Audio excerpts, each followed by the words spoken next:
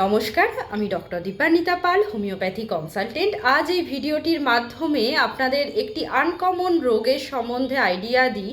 আপনারা সবসময় জেনে থাকবেন যে আমাদের রক্তে শর্করার পরিমাণ বেড়েছে মানেই আমাদের ডায়াবেটিস হয়েছে।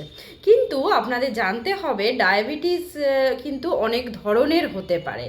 যেমন রক্তে যদি শর্করার পরিমাণ বাড়ে সেক্ষেত্রে আমি সেই টাইপকে আমরা বলবো ডায়াবেটিস মেলাইটাস।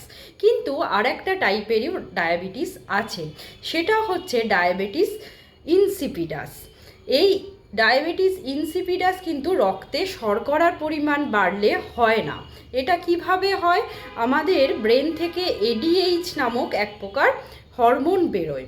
সেই হরমোন যদি কোনো কারণে না তৈরি হয় বা হরমোনের কার্যকারিতা কোনো কারণে নষ্ট হয়ে যাচ্ছে বা করতে পারছে না হরমোনটা কাজ, সেক্ষেত্রে কিন্তু আমাদের শরীরে এই ডায়াবেটিস ইনসিপিডাস রোগটি হয়। এবং এই ইনসিপিডাস যে ডায়াবেটিস ইনসিপিডাস রোগটি হচ্ছে, আপনাদের আগে জানতে হবে আমাদের শরীরে এডিএইচ হরমোনটা কিভাবে কাজ করছে। প্রথমেই হচ্ছে আমাদের যে মূত্রটা তৈরি হচ্ছে কিডনিতে, সেই কিডনির মধ্যে মূত্রের মধ্যে যে জল আছে সেই জলটা শোষণ করে আবার বডিতে ফিরিয়ে দিচ্ছে এই এডিএইচ হরমোনের প্রভাবে। তাই জল শোষণে কিডনি থেকে মূত্র থেকে যে জল শোষিত হচ্ছে এডিএইচ হরমোনের প্রভাবে।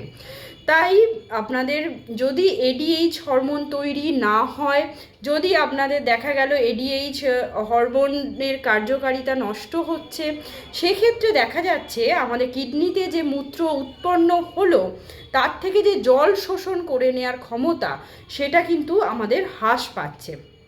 তার জন্য কি হচ্ছে, আমাদের মূত্রের মধ্যে কিন্তু জলের পরিমাণ অনেকটাই বেড়ে যাচ্ছে। সেই যেহেতু জলের পরিমাণ মূত্রে বেড়ে যাচ্ছে, মূত্রের পরিমাণও আপনাদের বেড়ে যাচ্ছে, তার ফলে সিমটমস হিসাবে আপনাদের ডায়াবেটিস ইনসিপিডাসে যেটা দেখা যাবে, আপনাদের বারবার মূত্রত্যাগ হবে।